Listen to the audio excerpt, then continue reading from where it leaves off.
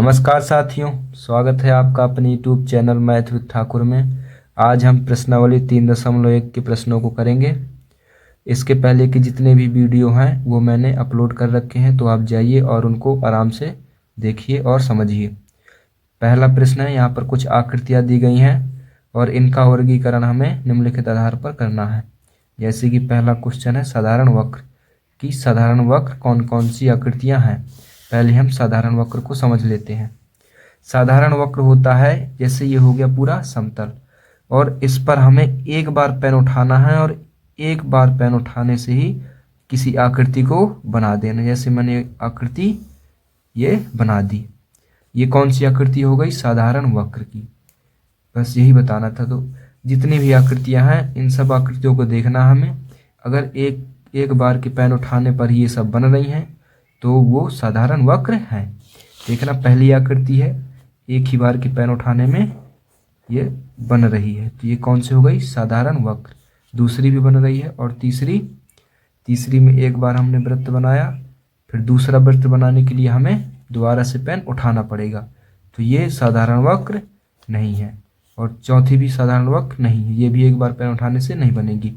पांचवी एक बार के पेन उठाने से बन रही है, तो ये भी साधारण वक्र है। छठवीं भी हो गई, सातवीं और आठवीं नहीं बन रही है। तो कौन कौन सी हो गई? पहली, दूसरी, तीसरी नहीं है, चौथी नहीं है, पांचवी हो गई, छठवीं हो गई, सातवीं और आठवीं नहीं है। आठवीं नहीं है। अब क्या पूछ रहा है? साधारण बंद वक्र। साधारण बंद वक्र क्या होते हैं? जैसे मैंने एक बार पेन उठाया और उठाकर एक आकृति को ऐसे खोल दिया, तो यह आकृति हो गई साधारण खुला वक्र। और अगर ऐसे ही मैं यहाँ से स्टार्ट करके एक ही बार के पैर उठाने से एक आकृति बना दूं, जैसे मैंने एक आकृति बना दी, तो ये हो गया साधारण बंद वक्र। ये चारों ओर से बंद है, तो यहाँ पर देखने हमें बंद वाली आकृति। साधारण वक्र कौन कौन से थे हमारे? 1, 2, 5, 6, 7। तो हमें साधारण वक्रों को ही देखना है कि उनमें कौन सी आकृति बंद है। पहली आकृति चारों ओर से बंद है, दूसरी भी बंद है, तीसरी तो साधारण वक्र है ही नहीं थी, न चौथी थी, पांचवी भी बंद, छठवीं भी बंद और सातवीं भी बंद है। तो ये सब 1, 2, 5, 6 और 7, ये सब क्या होगा? साधारण बंद वक्र, क्योंकि ये सब बंद हैं। अब तीसरे में क्या पूछ रहा है? बहुभुज। हमें बहुभुज को बताना है कि इन आकृतियों में बहुभुज कौन कौन सी आकृतियां हैं। बहुभुज का मतलब होता है भुजा या रेखाखंड। बहुभुजों में क्या होती है? भुजाएं। भुजाएं मतलब एक सीधी रेखा। जैसे 3 सीधी रेखाएं हो गई, तो इससे क्या बन जाएगा हमारा? एक बन जाएगा त्रिभुज। भुजाओं को क्या कहते हैं? रेखाखंड या एक सीधी रेखा।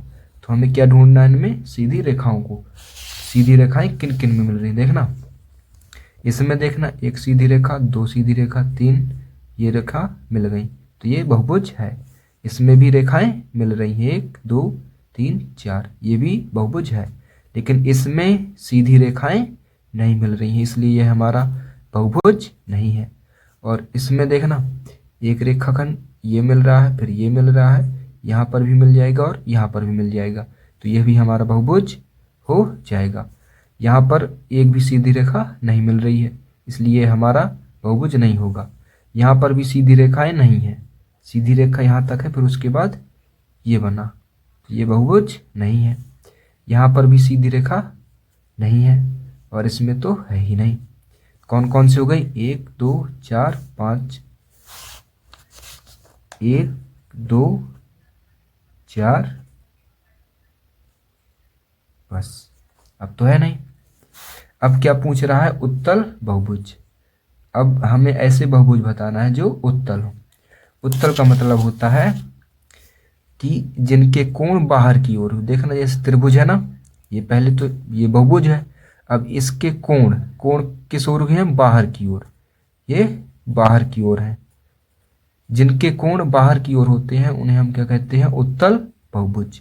जैसे यहाँ पर देखना, एक आकृति मैंने बनाई, ये आकृति इसके ये वाले कोण तो किस ओर हैं, बाहर की ओर, लेकिन ये कोण है ये कहाँ है, अंदर की ओर।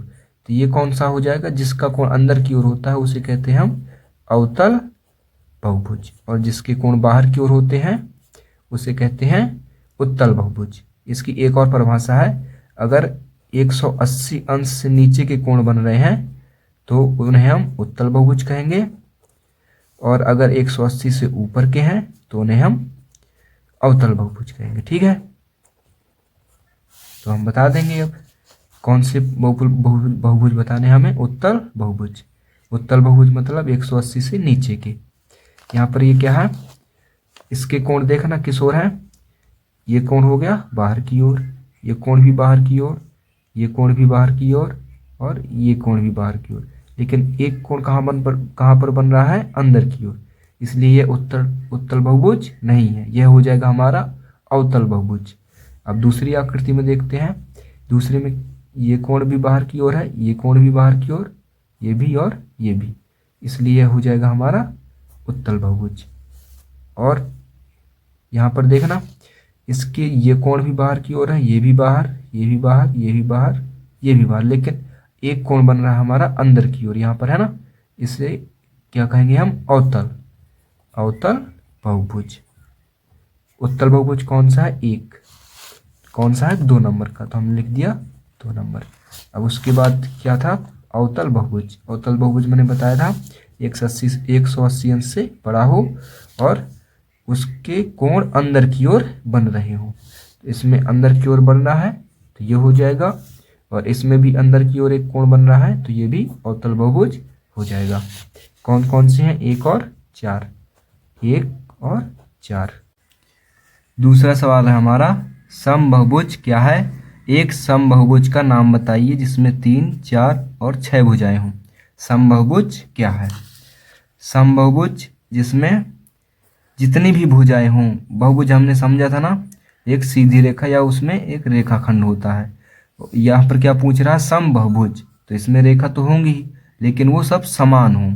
जैसे मैंने यहाँ पर बना दिया एक 3 भुजाओं से त्रिभुज, इसकी तीनों भुजाएं बराबर हैं, इसकी तीनों भुजाएं बराबर हैं, तो ये कौन सा त्रिभुज हो जाएगा, समबहुभुज का उदाहरण है ये, इसका नाम क्या हो जाएगा, समबाहु त्रिभुज। समबाहु की परिभाषा क्या होती है, जिसकी सभी भुजाएं बराबर हों और इसके कोण भी क्या होंगे, बराबर, कितने कितने अंश के, 60-60 डिग्री के। समबहुभुज जिस बहुभुज की सभी भुजाएं समान तथा आंतरिक कोण समान होते हैं उसे हम समबहुभुज कहते हैं। तो यहाँ पर जैसे मैंने समझाया था, इसकी तीनों भुजाएं समान हैं और इसके आंतरिक कोण भी समान है, इसलिए यह समबहुभुज है। और इस त्रिभुज का नाम क्या है, समबाहु त्रिभुज। तो 3 भुजाओं से जो समबहुभुज बना है उसे हम समबाहु त्रिभुज कहते हैं। क्या कहेंगे 3 भुजाओं वालों को, समबाहु त्रिभुज। अब कह रहा है 4 भुजाएं। अब हमें ऐसी आकृति बनानी है जिसमें 4 बराबर भुजाएं हों। तो 4 बराबर भुजाओं से क्या बनता है हमारा, इसे क्या कहते हैं, जिसकी चारों भुजाएं बराबर हों, वर्ग। इसकी चारों भुजाएं बराबर होती हैं, तो 4 भुजाओं से क्या क्या बन गया हमारा, वर्ग।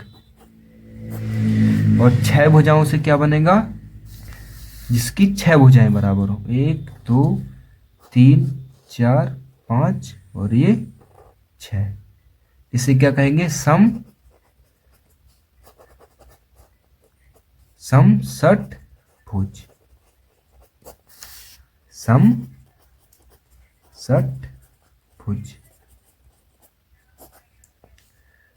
ये हो गई हमारी प्रश्नावली कंप्लीट।